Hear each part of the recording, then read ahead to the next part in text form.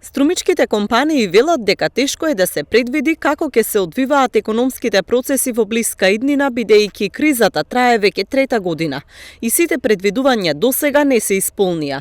Милановиќ од Струмичката бизнис заедница смета дека април е клучен месец. Од една страна ќе се намали притисокот за енергенсите, па ќе се стабилизира енергетската криза, а од друга страна ќе се види дали може да се смири и ситуацијата во Украина. Се очекува дека после април ќе има некое релаксирање на одредени цени, како нафтени деривати и газ. Меѓутоа, пак ќе кажем, многу е зависно што ќе се случува со санкциите. Европа е многу поврзан пазар со рускиот пазар. Двете сили, економски сили се взаемно врзани, на тие им требат репроматеријали, енергенси, на тие им требат готови производи. Така да, зависно колку ќе бидат силни сетот на санкции кон Русија и како тука нема колатерална штета ќе имаат сите. Меѓутоа, со кој интензитет ќе биде штетата, ќе видиме после април, после малце зголемување на температурите. Во текот на летниот период, кризата со енергенсите малку ќе се смири, а дополнителни проблеми можно е да има на есен. До тогаш обезбедувањето суровини за стопанството ќе биде приоритетно.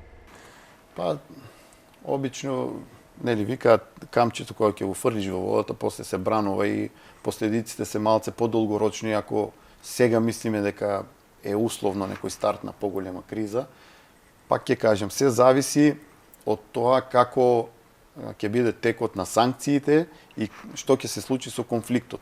Дека Европа ќе прави алтернатива ако се продолжи конфликтот, ќе прави алтернатива за генерално да немаме нова енергетска криза. Во најава се рестартирање на нови нуклеарни централи, пуштање на гасоводи кои во моментот не беа користени заради поевтиниот руски газ.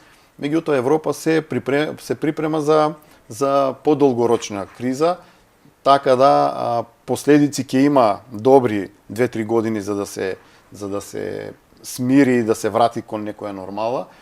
Меѓутоа, Македонија од тука мора да види што може да профитира. Барем во делот кај што може да бидеме замена за одредени производи кои биле од некои традиционални пазари за Европа, ние да ги понудиме.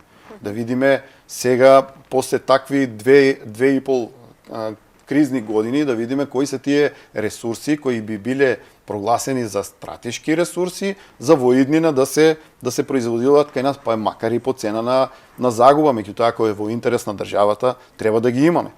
Компаниите периодов се соочуваат со поскапени транспортни трошоци и недостаток на суровини, што дополнително го отежнува нивното работење.